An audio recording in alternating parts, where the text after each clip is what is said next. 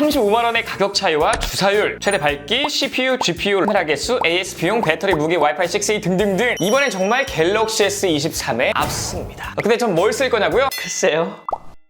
안녕하십니까, 여러분입니다. 자, 오늘은 아이폰 14가 아닌 갤럭시 S23을 사야 하는 이유 무려 19가지에 대해 말씀을 드릴 건데요. 사실 저도 기획하면서 좀 놀랐습니다. 나는 죽어도 갤럭시가 싫다, 난 갤럭시 정말 안티다, 이런 분들은 빨리 나가주시면 돼요. 왜냐? 리뷰가 다 끝나면 이 제품 사고 싶어질지도 모릅니다. 자, 그럼 바로 한번 알아볼까요? 우선 첫 번째는 가격이에요. 자, 갤럭시 S23 같은 경우에는 256GB의 가격이 115만 5천원인데 아이폰 14 같은 경우에 기본 용량이 128GB거든요. 그게 128만원입니다. 256GB 가격은 무려 140만원이나 하기 때문에 이미 가격 차이가 한 25만원 정도 나거든요. 자, 그런데 이건 정가고요. 사전 예약 할인이나 다양한 사은품과 혜택들을 받으면 가격 차이가 20만원은 더 나게 되는데 아주 최소로 잡아서 한 10만원만 차이 난다고 가정해 보도록 할게요. 그럼 아이폰 14와 갤럭시 S23의 가격 차이는 무려 35만원이나 나는데요. 그러니까 아이폰이 33% 더 비싼 셈입니다. 자, 35만원 정도 차이면요, 사실상 가성비 모델과 플래그십 모델 정도의 차이라고 생각하시면 되는데요. 과연 이 정도의 가격 차이를 감안하고 나서도 아이폰 14를 살만한지 계속 이어가 보도록 하겠습니다. 자, 두 번째는 디스플레이 주사율인데요. 여러분들이 많이 아시다시피 갤럭시 S23은 120Hz의 주사율이고요. 아이폰 14 같은 경우에는 60Hz의 주사율입니다. 자, 이건 정말 차이가 극명하기 때문에 이렇게 그냥 비교해서 보여드리면 좋을 것 같고요. 심지어 갤럭시 S23 같은 경우에는 48Hz부터 120Hz까지 가벼운 주사율이 적용되어 있고, 오른쪽에 아이폰 14 같은 경우에는 고정으로 60Hz입니다. 이거는 뭐 여러분들이 보셔서 아시겠지만 체감하는 성능 차이가 굉장히 크기 때문에 적당히 보고 넘어가도록 할게요. 다음 세 번째는 최대 밝기인데요. 이번에 무려 갤럭시 S23의 최대 밝기는 1750니트고 아이폰 14의 최대 밝기는 1200니트이기 때문에 단순하게 스펙적으로만 보더라도 무려 550니트의 밝기 차이가 생깁니다. 자, 그래서 제가 야외에서 밝을 때 한번 찍어봤는데요, 한눈에 보기에도 차이 날 정도로 갤럭시 S23이 훨씬 더 밝은 디스플레이를 보여주고 있어요. 자, 그럼 다음 네 번째는 뭐가 있을까요? 놀랍게도요, CPU 성능입니다. 자, 아이폰 14 시리즈는 AP에도 끝나누기가 들어갔었는데 아이폰 14 같은 경우는 아이폰 14 프로 대비 한 세대 낮은 AP가 들어갔는데요. 자, 이건 긱벤치 점수를 한번 확인할 수가 있거든요. 놀랍게도 왼쪽이 갤럭시 S23이고요, 오른쪽이 아이폰 14입니다. 싱글코어 점수를 보시면 갤럭시 S23이 조금 더 딸리는 걸 볼 수가 있지만 멀티코어 점수는 거의 700점 이상이 높기 때문에 싱글코어에서는 한 10% 정도 성능이 떨어지고 멀티코어에서는 한 15% 정도 성능이 더 좋기 때문에 어쨌든 좀 비슷하기도 하고 조금 더 좋은 것 같기도 하고 그런 애매한 포지션이에요. 자, 다음 다섯 번째는 GPU 성능인데요. 놀랍게도요, 이거는 갤럭시의 압승입니다. 아니, 그래픽 성능에서 갤럭시가 압승할 거라는 건 한 번도 상상을 해본 적이 없는데 진짜 이번에 갤럭시 S23은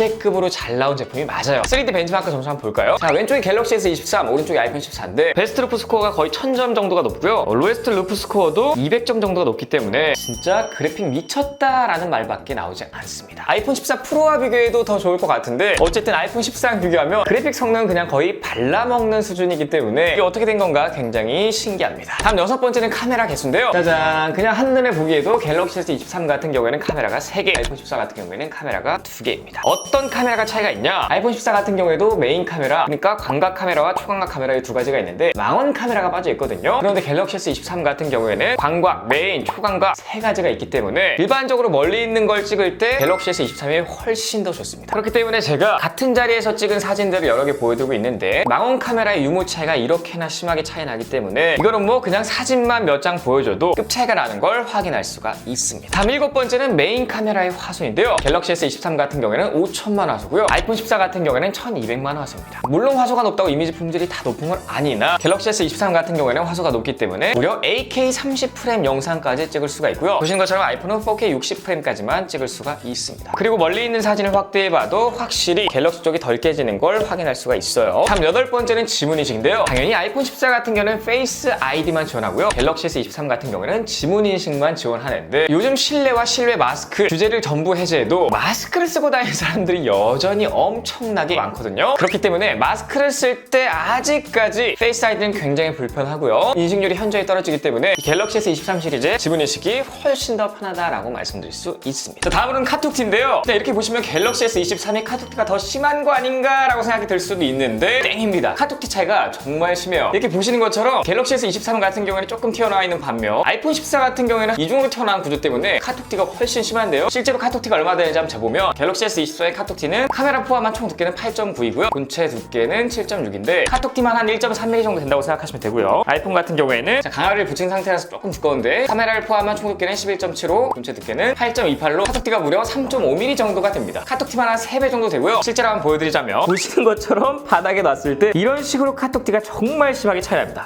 아이폰 14 같은 경우에는 덜컹거리게 장난 아니죠?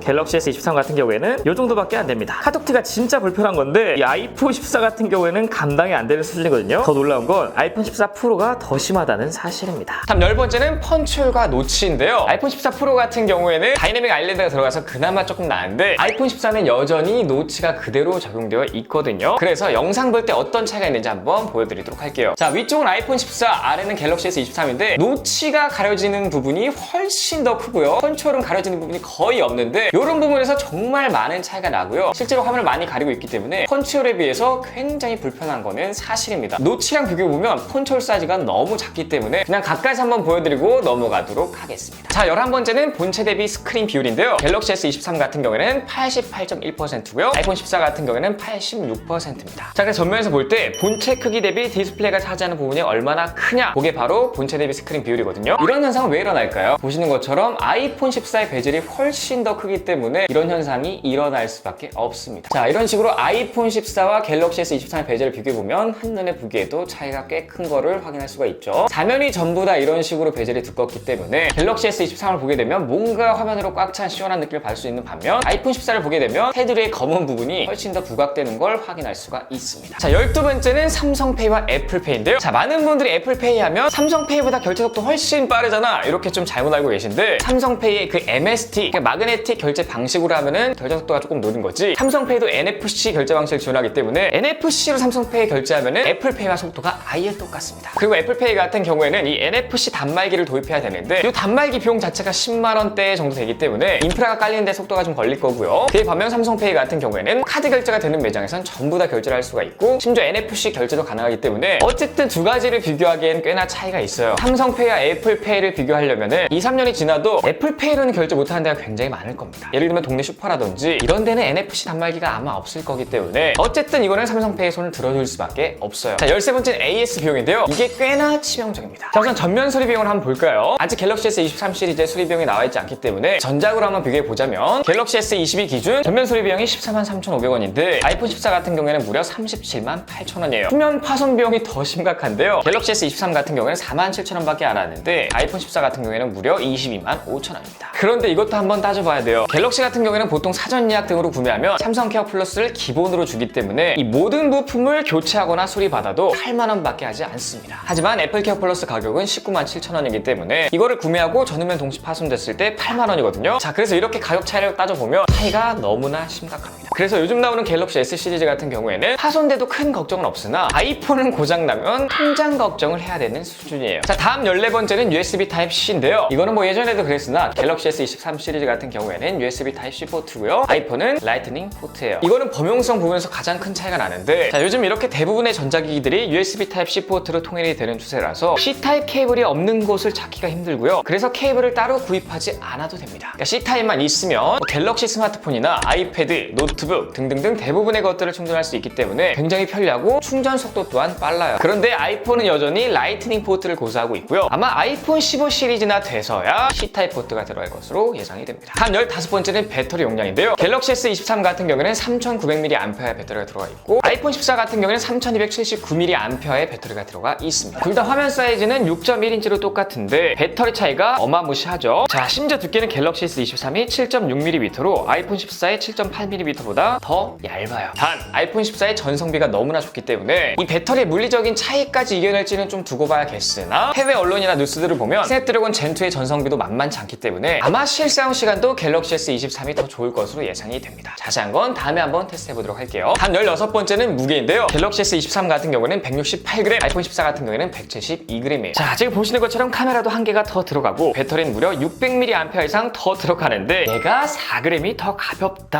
할 말 한입니다. 그나마 아이폰 14 같은 경우에는 아이폰 14 시리즈 중에서는 굉장히 가벼운 편에 속하는데 그런데도 불구하고 갤럭시 S23보다 더 무거워요. 다음 17번째는 와이파이 6E와 와이파이 6인데요. 당연하게도 갤럭시 S23이 와이파이 6E까지 지원하고요. 아이폰 14 같은 경우에는 와이파이 6까지만 지원합니다. 자, 요거에 대해서 간단히 한번 설명드리자면 와이파이 6 같은 경우에는 2.4GHz에 더해서 5GHz까지 총 2개의 대역폭을 사용하는데 와이파이 6E 같은 경우에는 여기에 더해 6GHz 대역까지 무려 3개의 대역폭이 사용 가능하기 때문에 속도가 엄청나게 빠릅니다. 그리고 와이파이 6E 같은 경우에 점점 더 대중화가 되어 가고 있고 공유기 같은 것들은 이미 엄청나게 팔리고 있기 때문에 당연히 최신 기기에는 와이파이 6E를 지원해줘야 되는 게 맞습니다. 당연히 저는 와이파이 6E 공유기를 사용하고 있고요. 데스크탑도 와이파이 6E를 지원합니다. 다음 18번째는 그립감인데요. 자, 요즘은 갤럭시 S23도 측면이 점점 더 각지게 바뀌고 있지만 아직도 살짝 라운딩 처리가 되어 있기 때문에 그립감이 당연히 더 좋을 수밖에 없어요. 이렇게 각진 아이폰 같은 경우에는 이 모서리 부분이 손에 딱 걸리기 때문에 세게 지면 아프고요. 그냥 살살 지면은 조금 뭐 걸리는 느낌? 얘만 쓰면 잘 모르나 이렇게 두 가지를 비교해서 사용해보면 갤럭시 S23의 그립감이 압도적으로 좋습니다. 아이폰 같은 경우에 실제로 케이스를 안 쓰게 된다면 이 걸리는 게 굉장히 불편하고요. 갤럭시 S23은 케이스를 안 끼더라도 굉장히 부드럽습니다. 자, 마지막 19번째는 후면 유광, 무광 차이예요. 자, 일반적으로 이렇게 프로 모델처럼 무광이 조금 더 고급지고 추가 공정이 필요해지기 때문에 원가가 더 높아지고요. 때문에 일반 모델인 아이폰 14 같은 경우에는 유광을 채택했고 프로 모델만 무광을 채택하고 있습니다. 얘는 좀 밝은 모델인데 지문이 굉장히 많이 묻는 걸 확인할 수가 있죠. 자, 갤럭시 S23 같은 경우에는 일반 모델인데도 불구하고 무광을 채택하고 있어서 훨씬 더 고급진 느낌을 받을 수가 있습니다. 심지어 이렇게 아무리 열심히 찍어도 지문이 잘 보이지가 않기 때문에 일반적으로 훨씬 더 깔끔하게 사용할 수가 있다는 게 가장 큰 장점이고요. 디자인은 호불호가 있기 때문에 그냥 후면이 무광인 점, 유광인 점 이것만 말씀드리고 넘어가도록 하겠습니다. 자, 오늘 이렇게 아이폰 14 말고 갤럭시 S23을 사야 하는 이유 무려 19가지에 대해 알아봤는데요. 사실 저 같은 경우에 이렇게 뭐 갤럭시를 사라고 했으면 다음에는 아이폰을 사라고 하는데 이번엔 갤럭시 말고 아이폰을 사야 되는 이유는 만들지 않을 예정입니다. 에마라, 그럼 넌 둘 중에 하나를 고르라면 뭘 고를래? 분명히 스펙적으로 보거나 가성비적인 측면으로 보아도 갤럭시 S23의 압승인데 왜 이렇게 고민이 될까요? 자, 이거는 아이폰이 주는 브랜드 이미지와 사용자와 결합된 이 전체적인 이미지 그리고 애플만의 감성과 안정성 장기간 사용해도 성능 저하가 생기지 않을 거라는 믿음과 꾸준한 업데이트 그리고 중고가 방어까지 제가 이 영상을 만들면서 뼈저리게 느낀 부분은 이 전작이죠. 갤럭시 S22 그리고 아이폰 13 이 두 가지에 비교했으면 당연히 아이폰 13을 선택했겠으나 이번엔 꽤나 고민이 들 정도로 갤럭시 S23이 정말로 잘 나왔습니다. 그럼에도 불구하고 선뜻 갤럭시 S23을 선택하지 못하는 이유는 아직 갤럭시가 더 풀어야 되는 숙제가 아닌가 싶습니다. 어쨌든 오늘 영상 여기까지고요. 저 영상이 좋아요 도움 되셨거나 유익했다고 생각하신다면 여기를 잘 보시고 지금 바로 구독되니까 구독 버튼 눌러주시고 좋아요 댓글 알림 설정까지 부탁드리겠습니다. 아, 꼬요!